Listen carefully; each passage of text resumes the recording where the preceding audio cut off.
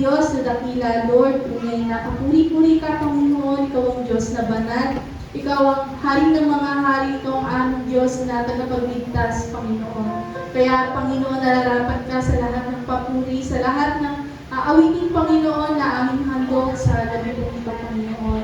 Lord God, dalangin ko, Panginoon, na kami po ay inyong samahan sa kalagitnaan po ng aming gawain. Tulungan niyo po kami, Panginoon, na ang mga salita po ninyo ay mas maunawaan namin. Maintindihan namin, Panginoon, na hindi lamang po sa aming isipan, kundi tumatak sa aming puso, Panginoon, ang bawat salita na maririnig po namin, Panginoon. Lord, itago niyo po ako sa iyong banal na likuran, ang kapangyarihan mo, kadakilaan mo, kabanalan mo, Panginoon, ang siyang mahayag, Panginoon, sa aming kalagitnaan. At ikaw, Panginoong Jesus, ang manguna sa bawat sulok ng simbahang ito, Panginoon, maging sa aming mga kapatiran na naririto, Lord God, patuloy na dalangin ko, Panginoon, kagisingan sa kanilang mga puso, sa kanilang isipan, ay patuloy niyo pong igawad. Panginoon, maraming salamat po kayo pong aming dinadakila, ang niluluwalhati sa pangalan ng Panginoong Jesus. Amen. Ayan, so, again po, pinagpalang gabi po sa bawat isa na naririto. Ayan, so kung na kanina naiintindihan po. Ayan, kung naiintindihan po natin kanina, yung ating naging teksto kanina sa Hagay, chapter 2, verses 1 to 9. So, kung naalala po ninyo yung na-share ko before, ayan, medyo siya dito, parang karugtong siya. Nito. Pero, ang pinaka-tema natin ngayong buwan, para sa ating midweek service ay spiritual goal. So, ano yan? Parang spiritual goal. Ano ba yung mga plano natin? Meron tayong mga goal for 2024. Nagkaroon tayo ng, goal ko makaipon, goal ko ganito. Pero ngayon, ayan, magkakaroon din tayo ng spiritual goal. So, ayan, so pinaka-title po pala ng ating topic ngayon, ayan, spiritual goal, be His covenant people. Parang napakalalim naman po ng salita ngayon. So, pag sinabi natin covenant, ibig sabihin, nakipagtipan na sa Diyos. Nakipagtipan, ibig sabihin, nagpasakop ka na, di ba? Talagang, nagkaroon na kayo ng agreement ng Diyos na parang pangako, gano'n. So, magbabahagi lang po ako ng short lang. Mukhang short lang to. Ayan, na historical, patungkol po sa pinaka-topic natin bago tayo mag-head dyan sa Hagay, chapter 2, verses 1 to 9. So, bago po yun, bago natin ituloy dyan, meron pong naganap pa. Ayan, na isang pangyayari na hindi po talaga sasagi sa isipan po ng kahit na sino, na kung saan nagpadala po ng judgment ang Diyos sa Israel. Sa pamamagitan po ni Haring Nebukadnezar na sumira po sa bansa o sa lugar ng Jerusalem at maging sa Israel. Ayan. At makalipas po yung 50 years, ayan, parehas na judgment po ang naranasan ng Babylonia dahil it's their turn na. Sila naman po yung huhusgahan. Pero ito naman po ay sa pamamagitan ng Persia. So kung kanina po, sa pamamagitan ni Haring Nebukadnezar, ngayon po, sa pamamagitan ng bansang Persia. Ayan, at hindi naman po talagang nagtagumpay po ang Persia laban sa Babylonia. So ang dating po, sa panahon natin ngayon, kung familiar tayo sa lugar ng Iran at Iraq, sila po yung mga bansang yun. Ayan, so yung Babylonia, ito po yung bansang Iraq. Parang ako rin po, na-amaze din ako nung nalaman ko na, yun pala yun. Ibig sabihin, nag-iba na pala ng pangalan ng mga bansa na to. So, maaari mo, di natin alam. Ayan, so, di ba yung Babylonia po, siya po ay tinatawag ngayon sa panahon na Iraq, at yung Persia naman po ang tinatawag ngayon na Iran. Kaya naman po, yung labanan, di ba merong war itong bansang to itong dalawang to Yung labanan po nila, ongoing, nagpapatuloy. And it's running for 2,000 years, mahigit. So, grabe, continuous hanggang ngayon po. Nagpapatuloy yung labanan nila. So, yun talaga yung grabe naman to, hindi na nagbate. Nag-away na talaga nila. Ayan, so, at base po sa Ezra, Ayan, kung babasahin po natin yung Ezra chapter 1, yung ano neto, yung chapter 1 na to, doon po nakapagbigay ng mas malinaw na event, mas malinaw na information, na kung saan po binanggit po sa Ezra chapter 1 verse 1, na ito po yung inudyukan po ng Diyos, si Cyrus the Great, ayun, meron pong pangalan na Cyrus the Great ng Persia, para pahayag po sa mga Israelita na inalipin po ng Babylonia, na umuwi na sila sa Jerusalem at itayo na muli ang templo ng Diyos. Again po yun, so yung Iraq po, ito yung sumira sa temple at ang Iran po ang tumulong para itayo muli ang templo ng Diyos. At isa pa po, sa talagang na-amaze din ako, nagulat din talaga ako dito.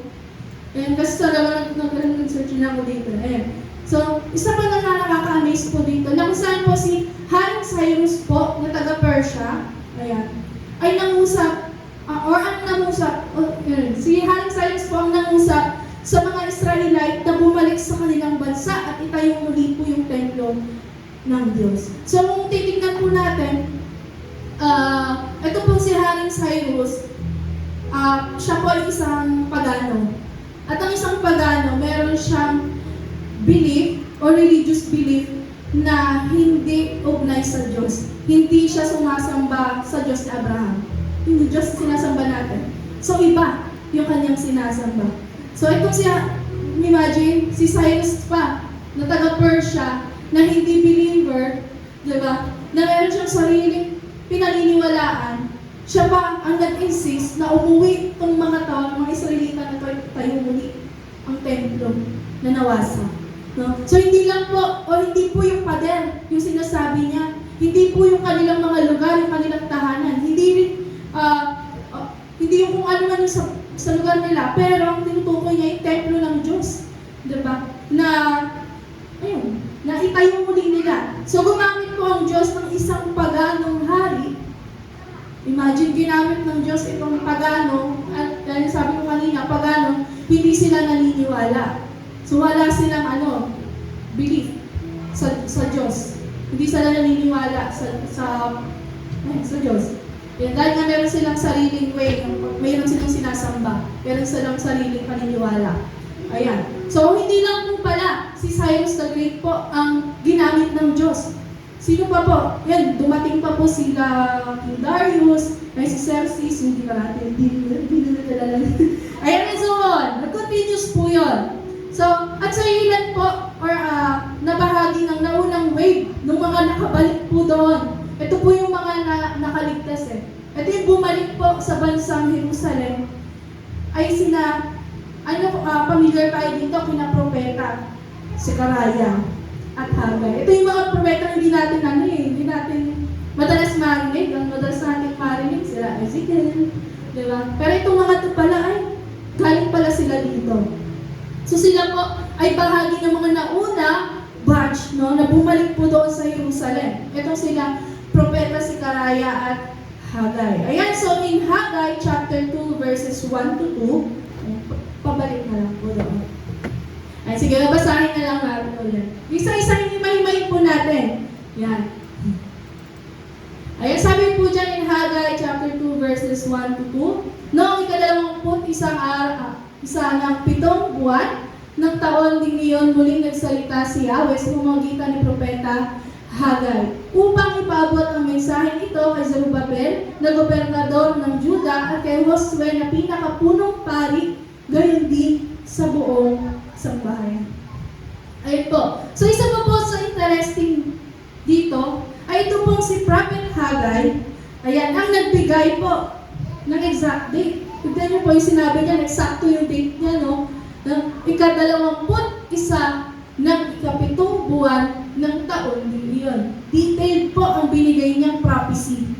Diba? Ibig sabihin, hindi niya hinulaan, hindi niya lang yan in-imagine, hindi siya na kung saan nakuha niya. Pero ito talaga yung binigay sa kanya na pangitain. So kung maalala po natin, no, yung naibahagi ko nga po dati or yung last year, kaya na kung saan po nagtayo po ito nagsimulang magtayo ng templo itong mga taga-Israel, ayan. Pero kalaunan po, ang nakakalungkot po doon, tinayo nga po nila yung templo, pero huminto po sila sa pagtatayo ng templo.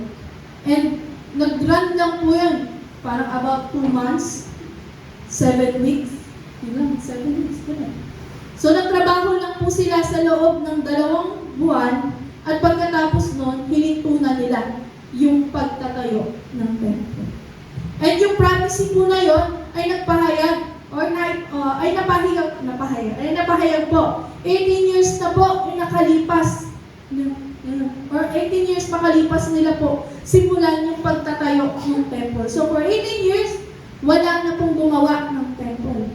So imagine, sa loob ng 18 years, 2 months lang ang pagtatayo. 2 months lang nila ginawa, then stop. So imagine po natin, parang may tinayo tayo ng isang bahay, hindi pa tapos, iniwan na. Ganon siya. So, nakatinggal na po yung templo ng Diyos.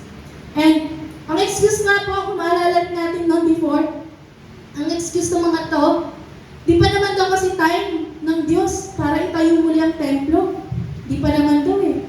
Wala pa. Ayan. So, hindi pa oras yun. 18 years na yung nakalipas, walang nangyari. 18 years na, nakatenga lang po ang templo ng Diyos. 18 years no, natapos na nila yung mga bahay nila, hinayaan na nila yung templo ng Diyos. So 7 weeks lang po nila nagawa yun, 7 weeks lang silang nag-work. So paano nga po hindi pa rin naging oras yun ng Diyos para itayo muli ang templo ng Diyos. So dahil nga po na-experience na ng mga to, probably na inayos na nila yung sarili nila mga bahay, inuna nila yung mga bahay nila, yung pagtatayo ng syudad nila, pagpapaganda ng lugar nila, diba?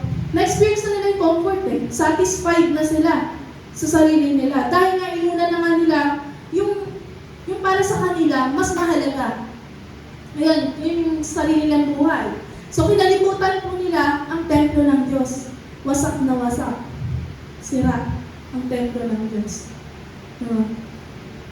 At dahil nga po doon, nakita ng Diyos kung paano nila inuna yung mga sarili nila.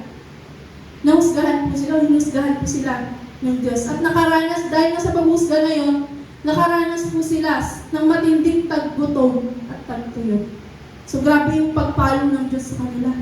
Ayan, so ito pong mga Israelita, sinisisi po ito, sino ba Nebuchadnezzar? Sinisisi nila.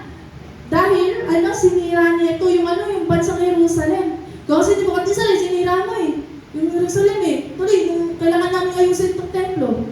Nagkaroon ng sisihan. Itong si Haring Cyrus, sinisi din nila.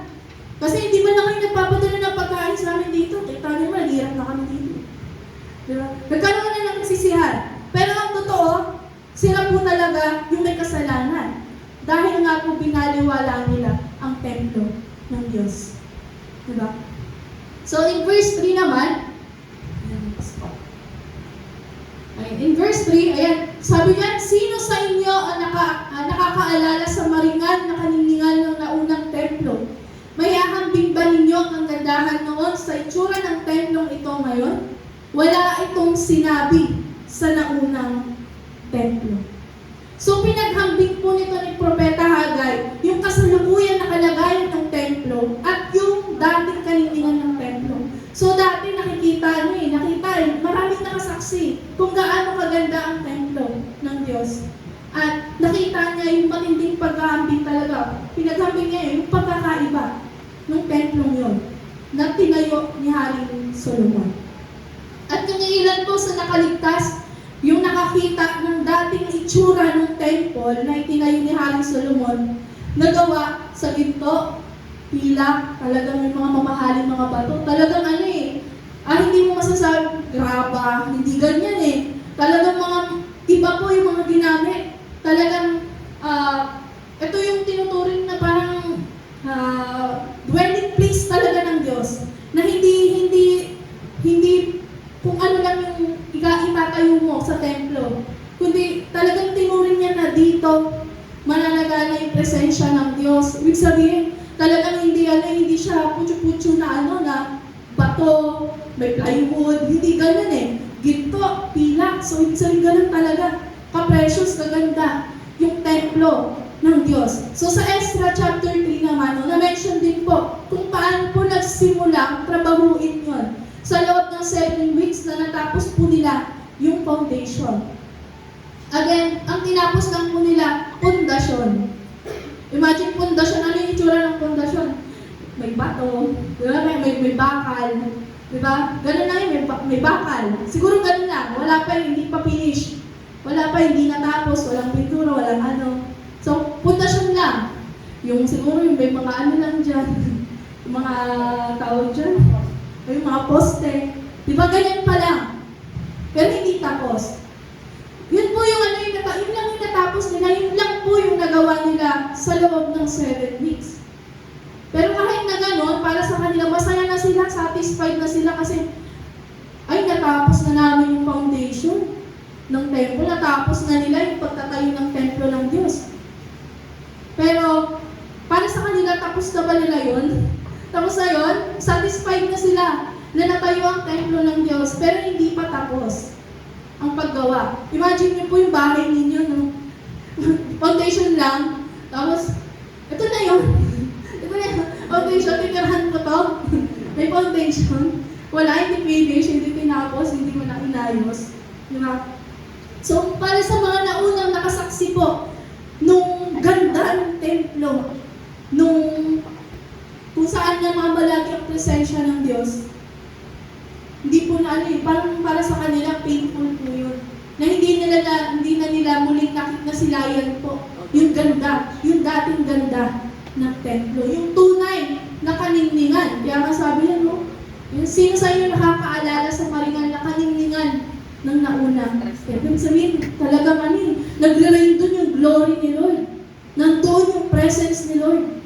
Diba? Sa lugar na yun, specifically sa literal na lugar na yun, nandoon lang po ang presensya ng Diyos. Ayan. So, kung pag-aambigin, isipin natin, no, para sa kalagayan nila, ano nangyari? Bakit? Diba? Hindi na. Nawala ang presensya ng Diyos. Nawala ang kanangningan ng Diyos sa lugar na yun. So, yung hindi po pagtatayo muli ng templo, ay isa po siyang metaphor. Kung titignan natin, isa siya parang metaphor siya sa kalagayan po ng Israel sa moment po na ito. Sa moment na nangyari po ito. Nawala po sa kanila yung lupain, diba? Ano pa po? Yung Jerusalem, totally wasak na. Yung templo, wala na. Yung hari, naging bulag. Bulag. Talagang hindi niya wala na. Parang naligaw na, no? Naging alipin po sila ng Babylon. Ganun po yung nangyari sa kanila. At isa po sa pinakamatinding naganap po dito na kung saan binanggit po ni Propeta Ezekiel sa kanyang vision. Na kung saan po yung kaningningan po ng Diyos mismo ay humiwalay na sa templo ng Israel. Ang sabihin yung glory ni Lord, na dati nandoon, nananagana, biglang nawala. Yung dating napakaganda, nawala na. Parang iisipin natin sa pananal nila. Parang yung kapuspusan ng lugar na to, biglang nawala. So, ganun po. Anong nangyari noon? In verse 4 to 5 naman, sabi niya, "Gayunman, magpakatatag kayo, patuloy ninyong gawin ang templo sapagkat ako'y kasama ninyo nang palayain ko kayo sa Ehipto, aking pinangakong palagi ko kayong papatnubayan hanggang ngayon nga'y kasama ninyo ako, kaya't wala kayong dapat ikatakot." Grabe, no? Yan yung covenant Covenant niya ng Diyos. Sabi niya, "Nang palayain ko kayo sa Ehipto, aking ipinangakong palagi ko kayong papatnubayan." Yan po yung covenant ng Diyos sa mga Israelita. Yan. Hanggang ngayon, nga'y kasama ninyo ako. Sabihin, kahit na ganun na yung nangyari, kasama pa rin pala nila ang Diyos. Diba? So, para maging patas, no? Para maging dito. So, marami talagang challenges yung mangyayari sa pagbubuo ng templo. Kumbaga, isipin natin parang ang dali lang. Ang dali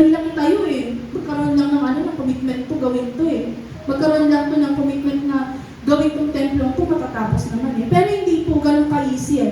Marami po silang challenges. Ayan. So, una po, yung challenges.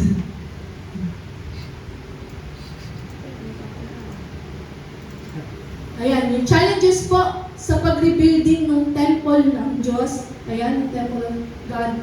Una po, ayan. Una po nilang naranasan. Yan po ang nararanasan ng mga Israeli. Poverty. Talagang kahirapan, sobrang kahirapan po. Kasi nandun sila sa lugar na binasa. Wala silang resources na kahit ano. Humarap sila sa tagutom, di ba? Tagtuyot. So wala silang kahit na ano. Paano nila matatayo yung building? Eh wala naman silang pera para bumili. Sino mag-provide? Di ba? Yung pangangailangan ng temple. So ganun po yung kinahanap na itong mga Israelita. So dumanas sila ng matinding paghihirap. Yung, para sa kanila, dahil sa kahirapan na yun, para sa kanila, mahirap itayo ang templo. Pangalawa po, na dinanas po nila, yung fear o yung takot. So dahil nga po pinipersecute na sila nung nasa paligid ng bansa po nila, sa paligid ng bansang Israel, nakaranas po sila ng manipulation. Talagang in-intimidate sila, pinokontrol sila nito, tinatakot sila para lang po hindi matayo ang templo. So, itong mga foreign people, pag sinabi natin foreign people, hindi sila mga taga-bansang Israel. So, itong mga foreign people po na ito, sila po yung gumagawa nun. Kinokontrol po nila yung galaw ng mga Israelita. So, imagine, dahil natatakot sila, naging mahirap para sa kanilang itayo ang templo ng Diyos. At, pangatlo po, ayan, yung division. Sabi na natin mag-division. 1, 2, 3, 4, 5, 6. Ayan, division. O yung pagkabahabahagi. So, they were fighting po sa isa't isa. Nakikipag-away sila sa isa't isa, nagsisisihan sila. So, yung naging response ng Lord sa kanilang kahirapan, doon sa takot, sa pagkababahagi nila yan, sa division na yan, ay ang panawagan po na nananatili po ang pagpapatnubay ng Diyos sa kanila. So nandun, inassure ng Lord yung covenant, binalikan ng Lord yung covenant niya sa mga tao. Ayan, para lang po magkaroon ng solusyon sa kahirapan, sa takot, at maging sa division po na nangyari sa bansa po ito. So, kaya nga sinabi ng Diyos sa kanila na magpakatatag lang po sila. Diba? Na huwag silang matakot. Kanina yung binasa natin. No? Dahil ang Diyos po ay nangako sa kanila noon na papatnubayan sila ng presensya ng Diyos. So, meron assurance na papatnubayan sa inyo ang presensya ng Diyos. Binawi ba ng Diyos yung kahit na gano'n yung nangyari? Hindi po. Talagang sumaka nila. Kasi nga covenant yun eh. Tipan yun ng Diyos sa bansang Israel. Ayan. So, ayan. At ang kasugutan lamang po sa kahirapan, yung sa takot sa division na nangyari, ay yung presensya lamang ng Diyos. Wala nang iba. Yun yung nagano sa kanila, nagbigay ng assurance, diba? Nagbibigay ng hope sa kanila. Kaya naman po yung temple, ang pinakamahalaga po sa lahat during that time. Napakahalaga nun, napaka-precious, pero yun pa yung hindi pinansin, no? Hindi pinagtuunan. Kaya naman po ang nais ng Diyos na itayo na po muna muli yung itayo muna nila yung templo. Bago po yung mga pader, bago po yung city nila, bago yung mga tahanan po nila. Dahil para mabuo po yung templo ng Diyos, kinakailangan po nila. Hindi lang po basta pala materialis ang kailangan na gawin doon. Ang kailangan po nila maimbitihan muli nila ang presensya ng Diyos sa templo po yun. Para muling makabalik o manabalik po yung covenant. Diba? Na hindi aalisan ng Diyos, diba? Kasi diba nawala yung kalinigan doon sa lugar na yun Para manubalik yun, kailangan nilang ipitahan muli ang presensya ng Diyos. So remember po, ayan, ang presensya ng Diyos ay nagdudwell lamang sa temple na yun. Ibig sabihin, kung sino man ang pumasok sa temple na yun, mararanasan ang matinding presensya ng Diyos. Diba? So yung literal na experience nila sa presensya ng Diyos ay sa pamamagitan lang talaga ng temple. Walang iba. Kaya naman po yung presensya ng Diyos ay nagiging iba po compare sa mga nararanasan ng iba. O nung sa tagalabas. Diba? iba talaga daw, iba talaga experience, no? So yung mga wala sa presensya ng Diyos, para lang silang mga nasa ibang bansa. Imagine nyo, di ba kanina yung Israel, nandun yung presensya ng Diyos sa temple na yun eh. Then yung mga hindi nakakaranas, others, foreign, diba, foreign sila. Ayan, so, kaibahan po sa paglimot po nila sa temple at sa kanilang tipan sa Diyos, wherein, nagre-rely lang po sila sa, mali, ayun. Then sa ibang bansa, di ba kanya banggit ko, na para sila nasa ibang bansa at parang muli pong mabuo ang templo ng Diyos sa pamamagitan ng pagpapanumbalik ng kanilang tipan sa Diyos para imbitahan muli ang presensya po ng Diyos at muling dalhin ang pagpapala. Di ba? Muli nilang magkakaroon muli ng pagpapala, proteksyon at pag-iingat ng Diyos. Lahat po yun ay covenant ng Diyos. No? Once na nakapanumbalik na yung tipan. So, kaibahan po yun sa kaibahan nito, yung paglimot nila doon sa templo at sa kanilang tipan po sa Diyos, na kung saan po umaasa na lamang po sila sa kanilang sarili. So, nagkakaroon na lang sila ng pag-asa sa sarili nila, nagtitiwala na lang sila sa sarili nila. So, alam po natin yung result. Diba, nangyari na kanina, nabanggit. So, nag-suffer po sila sa tagputong yun. Kasi umaasa sila sa sarili nila. Ayan, so, yung well-being natin, tayo mismo, no? Ang naging resulta po ng tipan. Tayo mismo, tayo yung pinaka-naging result ng covenant ng Diyos. Diba? Ng tipan, ng pangako at pagpapala ng Diyos. Diba? So, hindi sa sarili natin lamang, kundi dahil lamang sa Diyos. Kaya naman po, ang presensya ng Diyos ang nagmamarka sa atin bilang mga taong kabilang sa Diyos. Ano? Paano yun? Pag wala ang presensya ng Diyos, hindi kabilang to. So, yun pala yung nag-mark sa atin, no? Kapag ka nasa iyo ang presensya ng Diyos, kabilang sa Diyos. So, ang kanyang kasagutan sa kahirapan, yung nabanggit ko kanina, yung kahirapan, yung takot, yung division, ay yung tipan, yung covenant. Ayan, yung pagtatayo muli ng kanyang tipan. Yun yung pinakasolusyon eh. At tayo din po, naging kabahagi po ng blessing ng covenant ng Lord na to. Na hindi lang po nangyari doon sa Israelites, kundi tayo din. So tayo rin po, inaanyayahan tayo ng Diyos na maging covenant people tayo. Diba? Let us be God's covenant people. Yung mga taong nagpapakita na nakipagtipan na tayo sa ating Diyos. Diba? So honestly, kung titingnan po natin yung tatlong bagay na ito, yung kahirapan, yung takot at division, parang karanasan din po yun yung bansa natin ngayon, di ba? Na talagang nagsusuffer sa mga pangyayaring hindi talaga natin ina-expect. Di ba? In the past years, nakaranas tayo ng mga lockdown, di ba? Yung mga yung nakaraang taon, hanggang ngayon ata, nakakaranas tayo nung na pagtaas ng mga bilihin, di ba? Yung mga gas nagmahal, pati yung mantika nagmahal, nagtataka kami, bakit nagmahal din ito gas lang naman, tapos pati mantika, ano pa siya nila? Ayan, so, yung mga sibuyas, naging dito, yung kamatis, hindi mo alam, bakit ganito na yung presyo. So, napakadami, ang daming nangyari, na magiging rason talaga para magalit ang tao. Magagalit, syempre, magalit ka, ano ba naman yan? Wala kang sound dito. Diba, nagalit yung mga tao. Pero ang tanong po, ano nga ba yung ginagawa natin sa galit ko ngayon? So, biglang yun, sa galit. So, pag sa social media, ayan, ito na yun. Ilalagay na natin sa panahon natin ngayon. Ayan, so, sa social media, pag galit tayo, madalas ang ginagawa natin, nag-vent tayo sa social media. Magpo-post tayo neto, diba? Magmamigrate tayo neto. Ipapakita natin, talagang gusto natin i-express yung galit natin eh. And, in terms naman sa culture, familiar tayo dito, nauso din yung cancel culture. Diba? Na pag hindi ka okay, hindi ka okay sa akin, cancel ka. Wala, egis ka.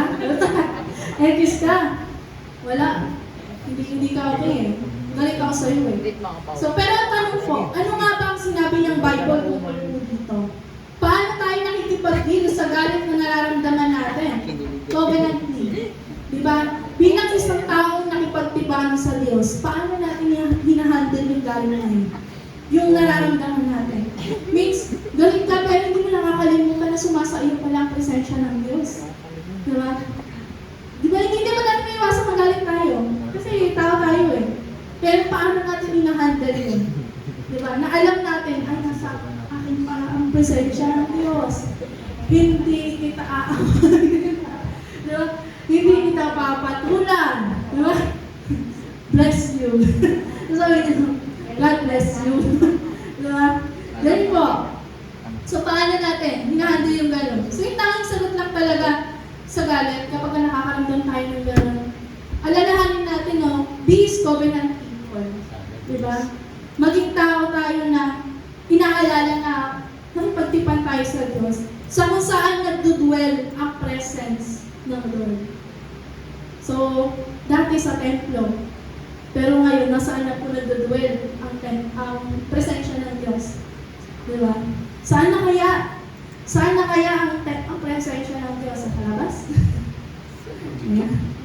Pag-uwi sa bahay, nandun lang ang presensya ng Diyos. Ayan. So, kaya naman natin sa ating paghihirap, kaya naman po sa ating pong paghihirap, diba? Meron tayong trauma, meron tayong galit, meron tayong mga guilt, diba? Meron tayong kung anong nararamdaman. Paano tayo nakipag-deal sa mga tao na alam natin na sumasa atin ang presensya ng Diyos? Or nakikipag-deal pa rin ba tayo sa tatlong bagay na yon? Gagawin natin, mangunguna pa rin ba sa atin yung kahirapan? Mangunguna pa rin ba sa atin yung takot? O yung division? Dala pa rin. Ayan, mangunguna ba sa atin yung mga bagay na yon? So kapag ang mundo po, tinignan niya yung isang relasyon, tinignan niya isang relationship, iba ba to sa relationship natin sa church? Diba? So nabanggit mo kanina. Iba ba siya? Diba? Nakipag-deal ba tayo sa tao sa loob ng church? Nakipag-deal ba tayo differently sa mga kapatiran natin? Or tinitignan lang natin sila bilang part ng mundo? Pagi ka na ng mundo. So, di ba kapag part ng mundo, parang ano eh? Wala. Parang inaano mo siya. Hindi siya, walang precious sa kanya. Di ba? So, ganun ba natin tignan yung mga kapatiran natin? And in verse 6 to 9, ayan. Na to. Malapit na to, yan. So, in verse 6 to 9 naman po. Ano? Technical ano? Ayan. Sabi diyan, hindi nga magtatagal at yayanigin ko ang langit at ang daigdig, ang lupa at ang dagat. Yayanigin ko ang mga bansa at dadalhin ko dito ang kanilang mga kayamanan. Ang templong ito ay mapupuno ng kanilang mga kayamanan sapagkat ang lahat ng pilak at ginto sa buong daigdig ay akin. Sinabi ni Lord, sa Kanya mismo yun lahat.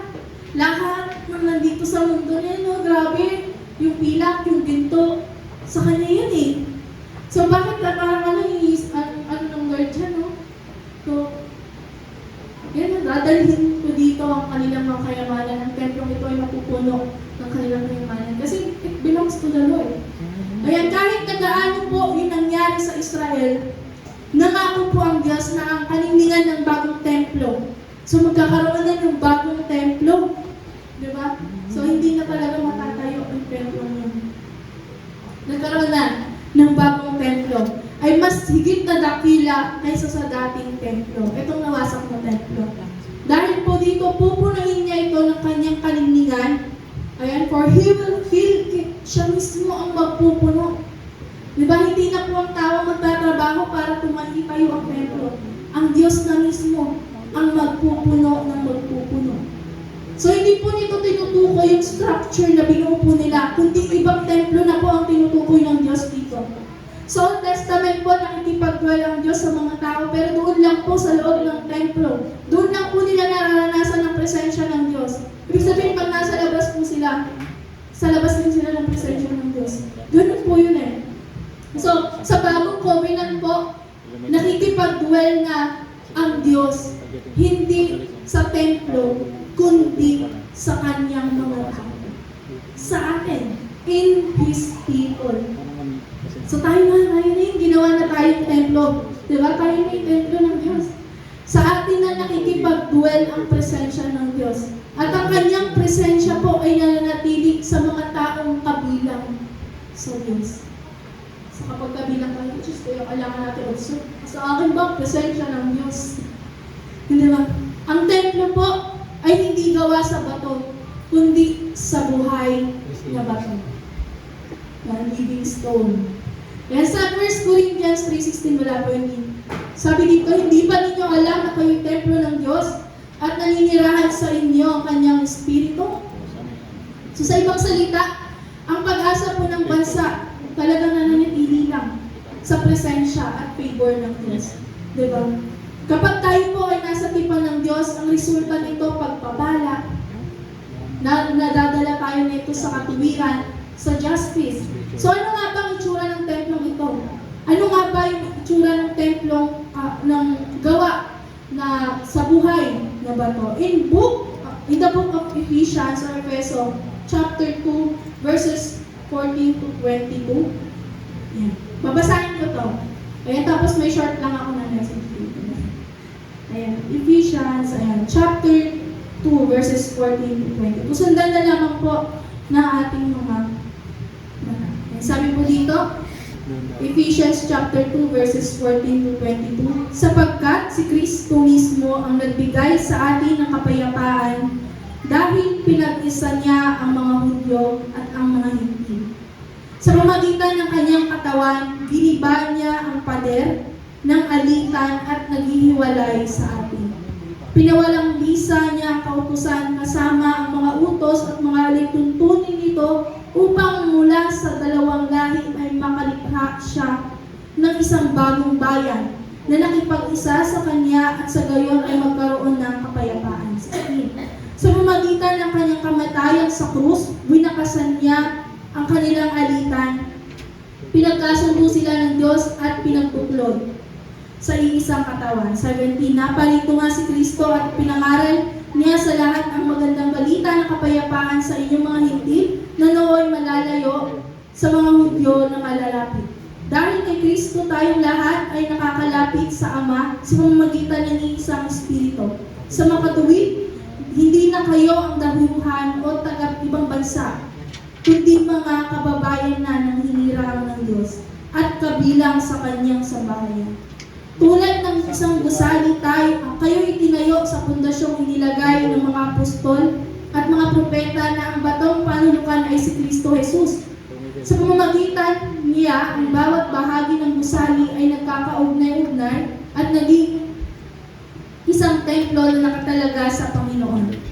Dahil din sa inyong pakikipag-isa sa Kanya, kayo naman ay sama-samang itinatayo bilang tahanan ng Diyos sa pamamagitan ng Espiritu.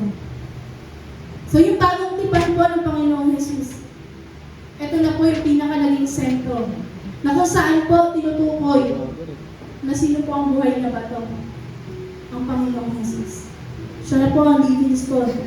At sa pamamagitan po niya, ang mga taong nagkabahabahagi po, naging divide, diba? Nagkaroon ng iba't ibang paniniwala, nagkaroon ng iba't ibang kaisipan.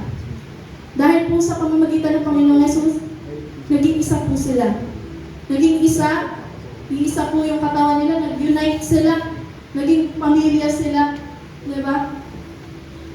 Sa temple, pinagsama, itinayo sila, at maging lumalago ng sama-sama upang maging banal na templo kung saan naninirahan ang Diyos. Saan po yun? Sa atin po mismo. Tayo po mismo ang tinuturing na templo. Di ba na nagsama-sama? Di ba na kung saan nananahan ang presensya ng Diyos. So ang evidence po na presensya ng Diyos sa templo na itinatayo niya ay pagkakaisa. Kung nausad ba natin yun sa ating lahat? Di ba? Nagkakaisa ba tayo mga templo ng Diyos? Are we united? Diba? So dito nagpakita ito ng evidence na itong dalawang bansa, itong Jews at Gentiles, ay pag-iisa rin. So naging isa sila. Matindi magkalaban to. Pero dahil nga po sa kamatayan ng Panginoong Jesus, naging isa. Ito. So in verse 16, sabi dito, in His death, tinapos na din ang alitan at pinagkasundo sila ng Diyos. So grabe, no? Ano yung naging way para magkasundo sila? Yung kamatayan ni Kristo. Nakamangha po yun. So grabe po yung connection niya. Ang nais lang talaga ng Diyos, hindi yung kung ano yung itatayo, paano mo itatayo yung templong to. Ang nais ng Diyos, maging united tayo. Diba? Maging isa tayo bilang banal na templo ng Diyos. Diba? Tayo, ikaw, ako, templo tayo ng Diyos eh. Diba? Hindi itong church. Hindi itong church eh. Kasi dito lang tayo pinag-iisa. Pero tayo mismo, yung church. Tayo mismo, yung templo ng Diyos. Sa atin, naninirahan ng presensya ng Diyos. Hindi yung pagpasok mo ng church, doon pa lang ang presensya ng Diyos. Hindi po ganun. Kahit nasaan po tayo, as long as you're breathing, no? Hanggat nandiyan ka, buhay ka, nandiyan ang presensya ng Diyos. Diba? So lahat tayo, pinakaharap po natin, sino, di ba? Sino, ano man po yung kagalitan natin. Kailangan po natin alalahanin na makipag-deal tayo na alam natin nakipagtipan tayo sa ating Diyos. Diba? Alam natin, makikitungo tayo sa kapatiran natin, inaalala natin na nasa atin pala ang presensya ng Diyos. Ay, hindi ako magalit dito, nasa akin po sa inyo ng Diyos. Kasi alam natin, di ba? Alam natin na nagraran sa atin yung grace at forgiveness ng Lord. Diba? Kapag alam mo naunawaan mo kung gaano yung biyaya ng Diyos sa'yo, naunawaan mo kung paano ka pinapatawad ng Diyos, kapatid, mas magigets mo kung bakit, parang sa'yo, hindi magiging mahirap. Hindi magiging mahirap para sa atin magpatawad. Hindi magiging mahirap para sa atin maging united as a church of God. Diba?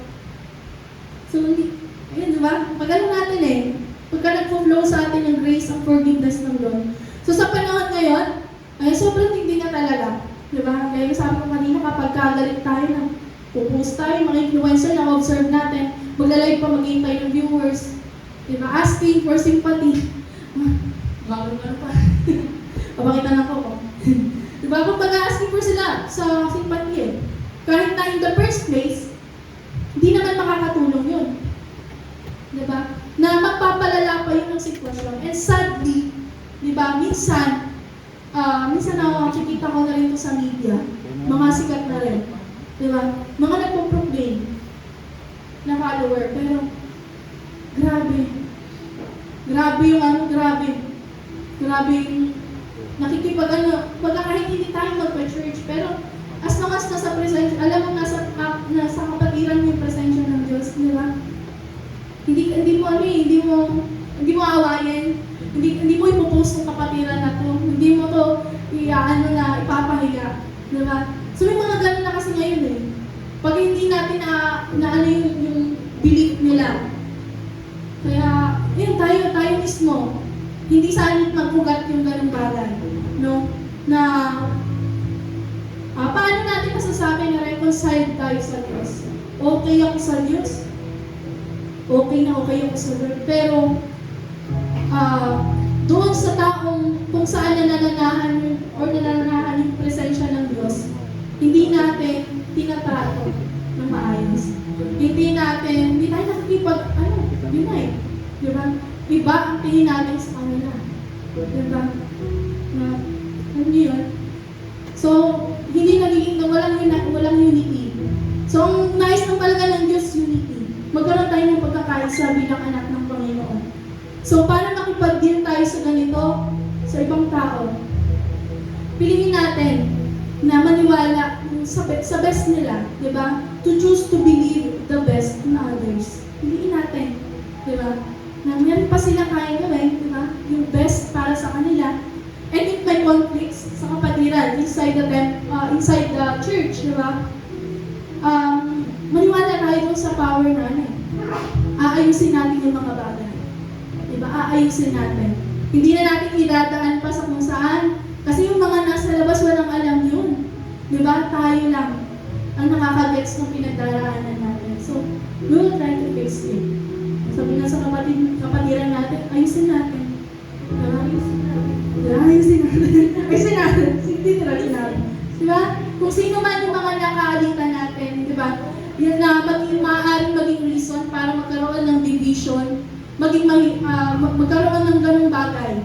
Magkaroon ng kahirapan, ng takot, ng division. Diba? Hindi natin sisirain ng isa't isa in public. Tayo mismo, mag-aayos tayo, di ba? Tayo na lang din naman dito eh. Di ba? Bakit hindi pa natin i-build yung isa't isa? Di ba? Encourage natin ang isa't isa. Kasi nandito tayo, di ba? To unite in Christ. Di ba? So, walang ibang ano eh. Kung baga, iisipin natin, ang focus ba ng Lord noon ay itayo lang ang templo? Hindi po eh. Kundi subukan din yung mga tao. Kung baga, sinubok din sila. Diba? Kung gagawin ba nila yung mga bagay yun, pero nakita natin yung result, diba? Na walang unity nangyari, kundi nagkawatak-watak pa. Pero ngayon, dahil sa Panginoong Jesus, diba? Nandito tayo dahil unite tayo ng ating Diyos. So sana, bahagi po ng ating spiritual goal ngayong taon. Yan. Unang-una, higit sa lahat. At higit sa lahat, kasi may mga susunod pang topic next week, di ba? Ayusin natin ang relasyon natin sa isa't isa. Di ba? Bilang kapatid, di ba? Bilang mga kapwa anak ng Diyos, kapwa believers, ayusin natin. Di ba? Kasi ito yung pundasyon natin eh. Di ba? Gaya na sabi ko kanina, how can we say we are reconciled with God kung hindi naman tayo ayos sa kapatiran natin? Ang hirap, no? Ang hirap mag-serve kung hindi tayo okay. So, ito, ang maging spiritual goal natin. Unahin natin ayusin yung relasyon natin sa mga kapatiran natin. And close. Pupuflow yun eh. Pupuflow na yun. So, amen po. Amen. Gagawin pa natin yun. Uunahin natin yung, alam niyo, unity sa loob ng church. Pagkakasundo tayo, magtutulungan tayo, we will build one another. Di ba magpapalakasan tayo, hindi tayo maghahatakan. Di ba magtutulungan tayo. Di ba sa pangalan ng Panginoong Jesus. Ayan. So maraming salamat po sa pakikinig ng salita ng Diyos at nawa naiintindihan natin, may naunawaan tayo. So sa mga susunod na week, marami pa tayong mapakikinggan na spiritual goal. Ayan. So spiritual goal. Ayan. So ngayon naman po tayo po ay dadako sa ating pananalangin. And let's take at least 5 minutes. 5 minutes lang kapatid. 5 minutes tonight. We will pray to God. Mananalangin tayo sa ating Panginoong Jesus. Diba? It's time for us to reflect. Magre-reflect tayo sa narinig natin na salita ng Diyos. Yan. Magre-reflect tayo. We will